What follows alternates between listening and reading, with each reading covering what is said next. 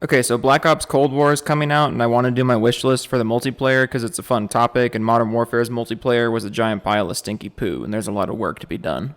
I can't swear right now because YouTube demonetizes you if you swear in the first minute of a video, so check back in like 40 seconds and I'll start swearing again. Okay, let's get started. Classic radar. The standard COD minimap was introduced in COD 4, but it's actually been almost 3 years since we had it. Black Ops 3 had the weird fog of war thing, and Modern Warfare has a completely unhelpful minimap, and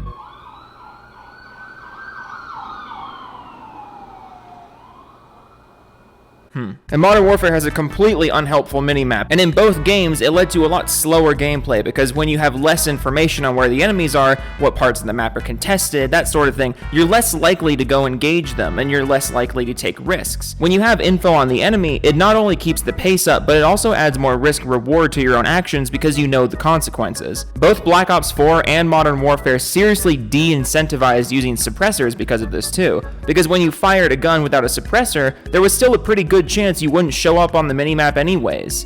Whereas in older COD games, the suppressor was a risk-reward in itself because it would penalize your range while keeping you off the radar. There have been a lot of leaks suggesting that Treyarch is still messing around with the radar in Black Ops Cold War, and they're not sure if they're going with the classic one or the Modern Warfare one, but I really hope they go old with this. The minimap stayed the same from COD 4 all the way to COD World War II, and experimenting with it has only hurt the overall game flow. No mounting or crouching challenges. Honestly, I'm fine with mounting being added to COD.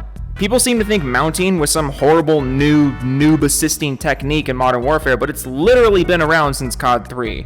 Or at least that's the earliest one that I can remember that had it. Yeah, it's been in and out of COD since then, but this wasn't some new thing, and I don't think there's anything inherently wrong with it. If you want to plop yourself down in one spot, yeah, you should be rewarded with better accuracy. However, what I have an issue with in Modern Warfare is the fact that certain gun camos require over 100 mounted kills, which heavily contributed to this game being so slow-paced. I'm perfectly fine with mounting coming back in the new game as long as they're not tied to challenges or camos or anything like that, because otherwise it's just going to incentivize more slow engagements and camping.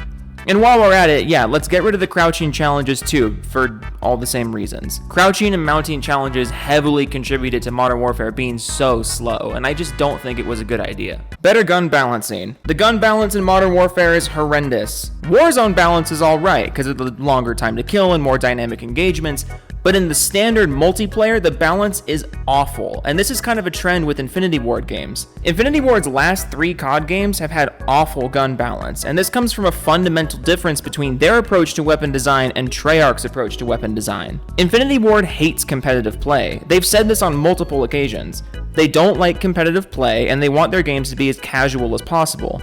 This is why they design guns to be cool and fun rather than well-balanced. Treyarch has always been more invested in a competitive experience, which is why their games tend to have less wacky and air quotes cool guns, but they're generally more balanced. Sure, Modern Warfare, Infinite Warfare, and Ghosts had tons of guns that were really cool in their design, and they really made you feel like a badass running around with them, but how many of them were actually viable compared to the rest? Compare that to the gun design in Black Ops 2, 3, and 4, where there were less standout, air quotes, badass, cool weapons, but the games overall were far more balanced than anything Infinity Ward has put out in the last decade. Again, this is just a difference in the way that Infinity Ward and Treyarch approach weapon design, so I'm pretty confident Black Ops Cold War will have a much more engaging multiplayer from a balancing standpoint. I just really don't want another year of COD multiplayer with the same 3 guns in every single match. Extended mag reload penalties. This is a smaller one, but it's something that I don't think COD really takes advantage of, and it should. I think if you're running extended mags,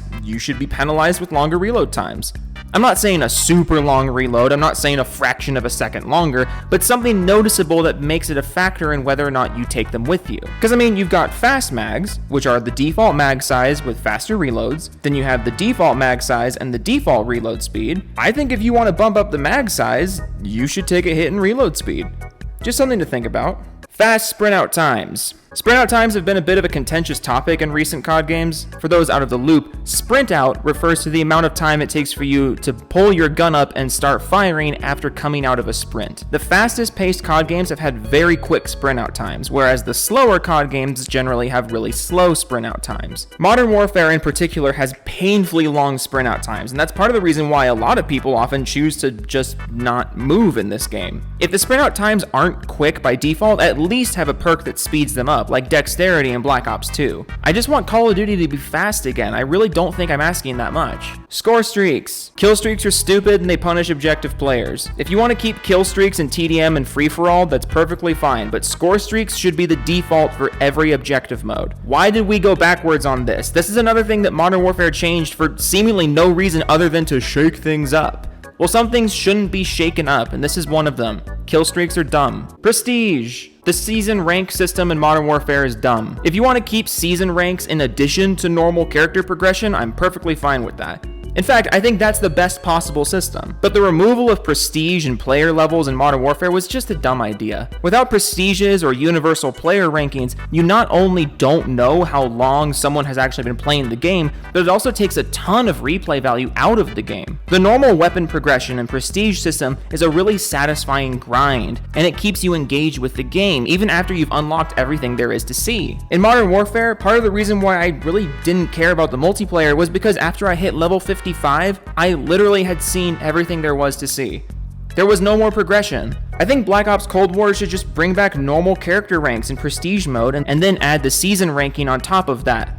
What's so hard about this? This is another thing that I really don't understand why we went backwards here. Nobody benefits from replay value and progression being pulled out of the game. Player counts and no quick play. The removal of player counts was dumb. The removal of game mode playlists was dumb. The insistence on quick play was dumb. The matchmaking system in Modern Warfare was all done to complement the skill matching, and it just hurt the experience overall. The lack of player counts was done to encourage multiple queues, but the multiple queues was done to eliminate post-game lobbies, and the elimination of post-game lobbies was done for skill-based matchmaking, and it's just too unfocused, and it really doesn't benefit anybody. Every COD game ever has had a bunch of game modes. You choose the one you want, and you play in there and don't leave the lobby until you click Leave Lobby.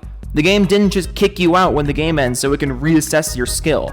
And you know what, while I'm at it, ranked play and no skill-based matchmaking. I understand the need for skill matching, I really do. And I agree that the lowest levels of play should have a protected bracket. But once you're above a certain very low threshold, you have to play with the rest of us, and the matchmaking is based on connection. I'm so tired of playing in 100 ping lobbies because I committed the great sin of having a 1.2 KD. If you want to keep the sweaties out of regular play, just put in a fucking ranked mode. This isn't that difficult. Make pubs casual and connection based, and then have a well-established ranked mode for everyone who wants it. Black Ops 2 did this perfectly. Literally just copy-paste the matchmaking from Black Ops 2.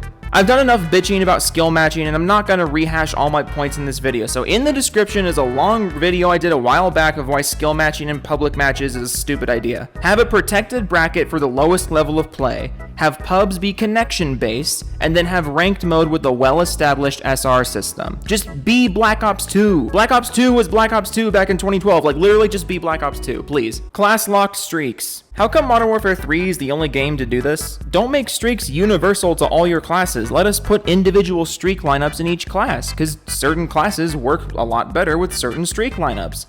I'm surprised more people don't ask for this feature to come back, because it was really helpful, and it's been out of the game since Modern Warfare 3. Weaker streaks. The streaks in Modern Warfare were too good, and so were the streaks in Black Ops 4. The best balanced COD games are the ones with less focus on streak spam and more focus on movement and gunfights. This is why MW2 is overrated and dumb. The highest streaks should be strong, and I'm not saying streaks should be underpowered, but honestly, this is a department where Treyarch really should take a page out of Infinite Warfare's book. Infinite Warfare had largely pretty weak score streaks, and the game overall was more about quick strikes and recon than anything else. The main meat of Infinite Warfare was based on how well you performed in the moment-to-moment, player versus player gameplay, and the streaks were there to assist that rather than to be a replacement for it. And you can say what you want about Infinite Warfare, but this was something that game did really well.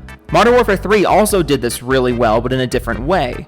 Streaks in MW3 were more focused on improving individual performance with recon and specialist bonus, which kept the emphasis of the gameplay largely on the skill of each player. Streaks need to be powerful and desirable, but the mid-tier streaks can't be so game-changing like they have been in the last couple games.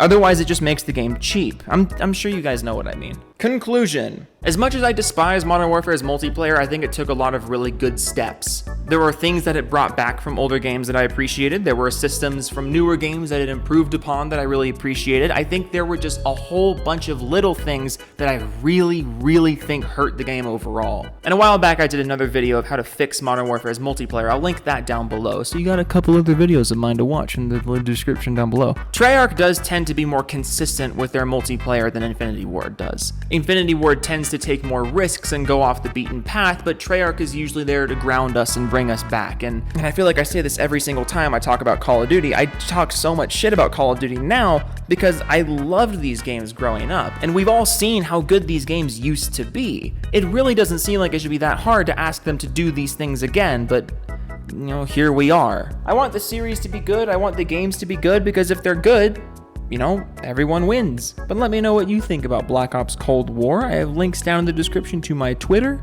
to my Twitch, to my music channel, and to some other videos of mine that kind of relate to the same topic. You take care now, yeah? I didn't make this very good.